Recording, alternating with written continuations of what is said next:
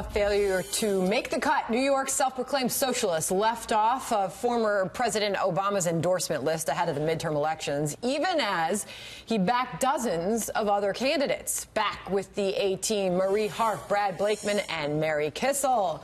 So, what do you make of this, the choices that he's making? Well, I think it says a couple of things. First, President Obama has endorsed a number of people running for office who used to work for him. One of the things he said when we left office was go out, get a clipboard, get signatures, and run. We need to create the next generation. It's also interesting that he's focused not just on governor's races or House races, he's looking at state legislature races. So the Democratic Party, it is no secret. You know, it looks like he snubbed her, though. But I'll get to that in a second. The Democratic Party has, it is no secret, lost across the board at the state legislature level. He's trying to help us rebuild the bench. And yes, that's okay. Everyone's focused on her because she's easy to caricature. Do you like her? And I don't know her, but I don't think she represents the Democratic Party. And if you talk to candidates running around the country, she's easy to caricature and say all Democrats are like this. They are not like this. If Republicans think they are, they're going to be in for a big shock. But that's not what the party's about, Sandra. She's one candidate running in a very different district. She is not what the party's about across the country. I remember a time not too long ago when if you called a Democrat a socialist, you were defaming them. Now they're angry if you don't call them a socialist, and you have people like Bill Clinton. I am certainly not angry if you don't call me a socialist. Who see the party changing, and instead of being engaged, they are complete hands-off. So I think there's a huge identity crisis going on now within the Democratic Party as to who they are and what they stand for. But if socialism is it, I think that's a losing strategy. Well, it's not, I assure you. I'll calm your fears. Yeah.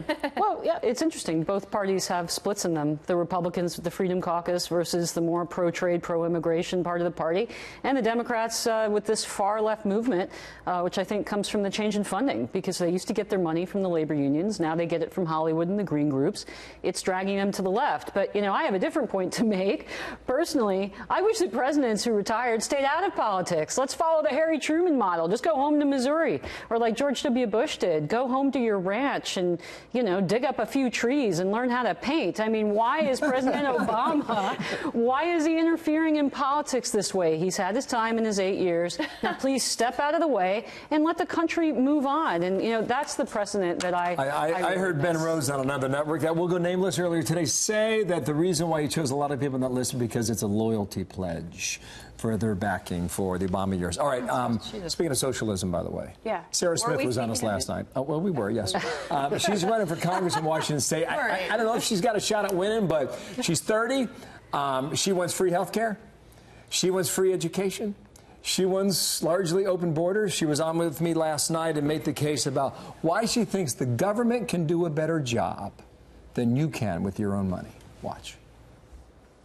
Because that's the point of government. It's to empower people to be able to self-determine. The point of government is to be able to make sure that people can choose their own fate and choose their own future without having to worry if they can go to the doctor.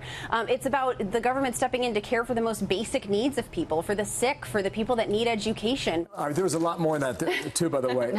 But she says that socialized medication actually lowers the cost for all of us by trillions and trillions of dollars. Where else has that happened? Never. It's Correct. never happened. Anywhere. But here's the difference between Republicans and Democrats. Democrats believe in government can do all. Republicans believe that government should only do for the people what we can't do for ourselves. There's no greater contrast of Donald Trump unleashing the power of the individual, of returning money to the individual, of limiting unnecessary regulation, of giving the power back to the people. And look what it's done. We've had a robust economy. When people send money to the government for the government to spend for the people, look what happens. Look what happens. We have bureaucracies that are self-grandized. Brett, Democrats don't think government can do all. We think that if there are places... She was making the case that it can and will. The party I am a part of believes that if there are ways government can help a little bit, right? And the fact that we spend more per person on healthcare than any other country, the fact that millions of people still are uninsured, I'm not saying Medicare for all or her plan is the way to go. I'm saying the private sector can't fix it all. And we have a responsibility to the individual, but also to the community to see if government can help find ways to get healthcare costs down, get wages up, which have remained stagnant even despite the economy. But I wish. Yeah, I wish. Well, and then repeal it and replace it with something. I agree with you. They should have repealed and replaced it, and they didn't.